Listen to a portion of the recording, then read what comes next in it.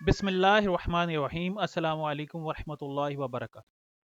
جب کوئی پڑھتا ہے غیب سے آواز آتی ہے، مانگ آج سب کچھ ملے گا۔ اللہ تعالیٰ کی شان یہ ہے کہ جب بھی کسی چیز کا ارادہ کرتا ہے تو اس سے فرما دیتا ہے کہ ہو جا، تو وہ ہو جاتی ہے۔ قرآن مجید میں ارشاد ہے کہ اللہ کا کام تو یہی ہے کہ جب وہ کسی چیز کا ارادہ فرماتا ہے تو اس سے فرماتا ہے ہو جا، تو وہ ہو جاتی ہے۔ وہی ہے جو زندگی دیتا ہے اور موت دیتا ہے۔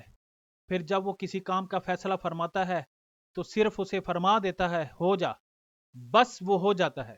وہی آسمانوں اور زمین کو وجود میں لانے والا ہے، اور جب کسی چیز کی ایجاد کا فیصلہ فرما لیتا ہے تو پھر اس کو صرف یہی فرماتا ہے کہ تو ہو جا، بس وہ ہو جاتا ہے۔ جو بھی مسلمان کسی بھی مشکل میں گرا ہو، پریشانی میں گرا ہو اور رزق کی تنگی میں مبتلا ہو، تو اسے چاہیے کہ اس لفظ کی ایک تسبیح لازمی پڑھے۔ جب بھی رات کو سونے لگے سب سے پہلے 3 مرتبہ درود شریف پڑھیں، پھر یہ لفظ پڑھیں۔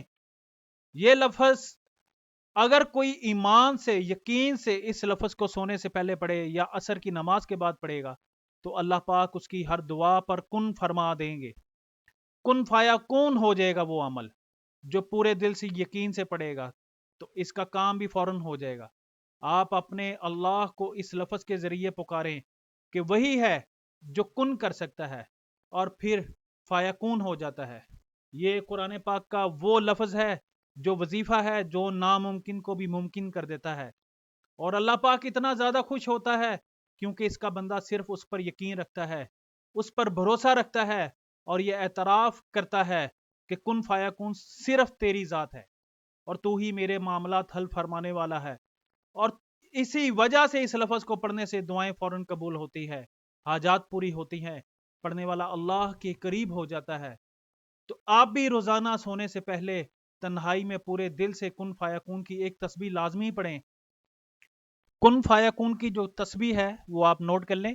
آپ نے روزانہ اول آخر 3 مرتبہ درود ابراہیم پڑھنا ہے، اور ایک تسبیح آپ نے پڑھنی ہے، یا حیو یا قیوم۔